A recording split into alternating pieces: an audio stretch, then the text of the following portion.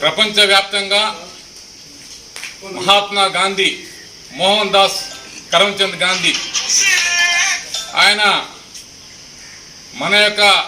భారత జాతికి భారతదేశంలో ఆంగ్లేయుల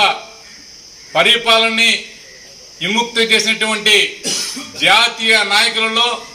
అగ్రగణ్యుడు మహాత్మా గాంధీ. మానవ జాతికి ఈరోజు ఆయన ఒక ఆదర్శవంతంగా మన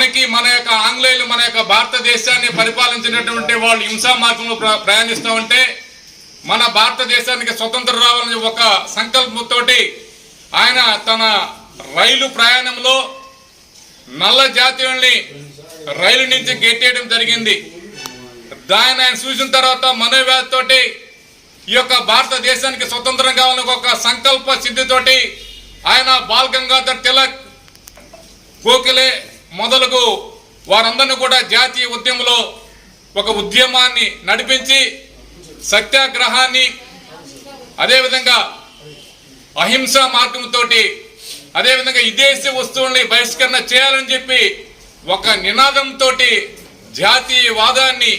మానవ జాతిని ఏకం చేసినటువంటి మహోన్నతమైనటువంటి వ్యక్తి మహాత్మా గాంధీ, జాతిపిత మన యొక్క మోహన్ చంద్ కరమ్చంద్ గాంధీ అని చెప్పి సందర్భంగా తెలియజేస్తున్నాం.